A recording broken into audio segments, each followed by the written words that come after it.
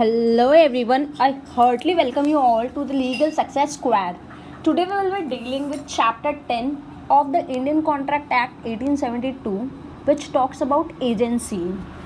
So कुछ provisions इसके discuss करते हैं. Let us discuss that. Section 182 ये prelims के लिए बहुत important है.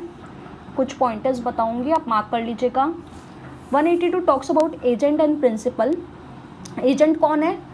Agent is a person जिसको अपॉइंट किया जाता है कि वो कुछ एक्ट करे किसी और के लिए किसके लिए? प्रिंसिपल के लिए, या जिसको रिप्रेजेंट किया जाता है in dealing with the third person. So what are the two words which we have to remember? Employed to do any act for another and who represent for another in dealing with the third person. So agent ये है. And principal कौन है? Principal is the person for whom such act is done and who is so represented, जिसके लिए कोई act किया जाता है या जिसको रिप्रेजेंट किया जाता है दूसरे के द्वारा. कौन करते हैं? एजेंट करते हैं. Section 183 talks about who may employ agent. तो कौन एम्प्लॉय कर सकते हैं? प्रिंसिपल कर सकते हैं.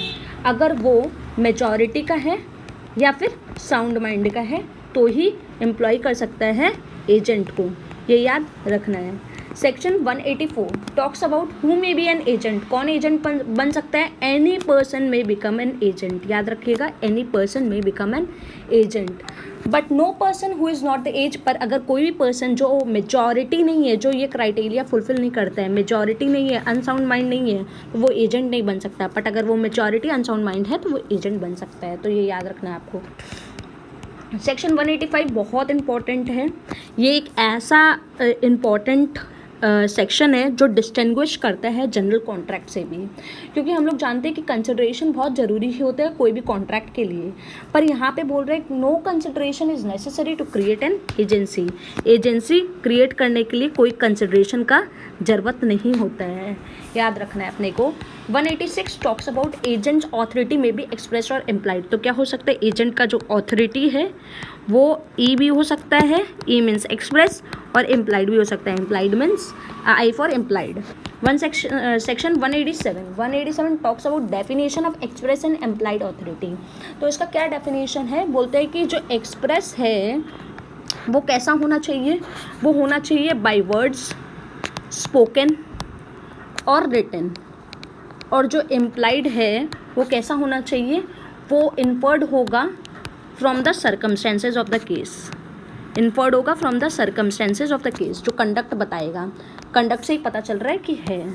तो सेक्शन 188 में आते हैं. 188 क्या बोलते हैं? Extent of agents authority. जो एजेंट्स का ऑथोरिटी है वो कहाँ तक एक्सटेंट है कि वो कर सकता है टू डू एन एक्ट. ठीक है. और दूसरा क्या है कि उसके पास ऑथोरिटी और कौन सा है कि कैरी ऑन बिजनेस. वो बिजनेस भी कैरी कर सकता है. Carry on business, to do an act और कैरी ऑन बिजनेस कैसा होना चाहिए?